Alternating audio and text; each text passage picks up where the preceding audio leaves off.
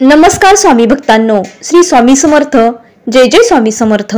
आजच्या व्हिडिओमध्ये मी तुम्हाला एक मंत्र जप सांगणार आहे। हा मंत्र जप ऐकण्याआधी तुम्ही या चॅनलवरती नवीन असाल आणि स्वामी भक्त असाल तर चॅनलला सबस्क्राइब करा आणि कमेंटमध्ये श्री स्वामी समर्थ लिहायला विसरू नका। स्वामींच्या कृपेने तुमच्या सर्व इच्छा आणि मनोकामना पूर्ण व्हाव्यात ही स्वामी चरणी प्रार्थना करते आणि आजच्या व्हिडिओला सुरुवात करूया। स्वामी भक्तांनो, आजचा मोठा बुधवार आहे। ज्याप्रमाणे आपण श्री स्वामी समर्थांची नित्य सेवा करत असतो, आज सुद्धा आपल्याला श्री स्वामी समर्थांची सेवा करत असताना एक मंत्र जप करायचा आहे। हा मंत्र जप आपल्याला सकाळी किंवा संध्याकाळी करायचा आहे। तर हा मंत्र जप करण्याआधी आपल्याला हात पाय तोंड धुवून स्वच्छ घ्यायचे आहेत। त्यानंतर देवघरात बसून म्हणजे श्री स्वामी समर्थांच्या फोटोजवळ बसून तुम्हाला हा मंत्र जप करायचा आहे। बघा, ही सेवा पुरुष करू शकतात, महिला करू शकतात, त्याचप्रमाणे शिकणारी मुले सुद्धा ही सेवा करू शकतात। स्वामी समर्थांच्या फोटोजवळ बसल्यानंतर सर्वप्रथम तुम्हाला दिवा लावायचा आहे। त्यानंतर तुम्ही उदबत्ती लावून श्री स्वामी समर्थांना हात जोडून प्रार्थना करायची आहे।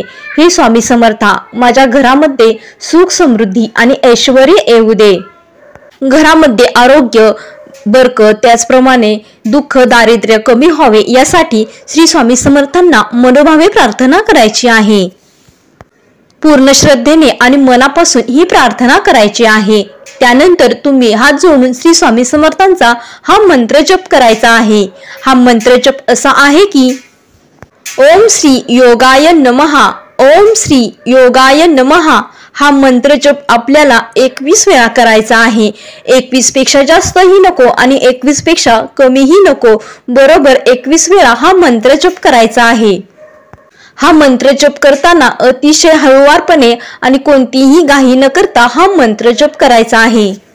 तुम्ही कोणतीही सेवा करत असाल तर पूर्ण श्रद्धेने आणि मनापासून ही सेवा करायची आहे। स्वामींवर पूर्ण विश्वास ठेवून ही सेवा करायची आहे। तुमच्या मनामध्ये श्रद्धा नसेल आणि विश्वास नसेल तर स्वामी समर्थ कधीही आपल्या पाठीशी उभे राहणार नाहीत।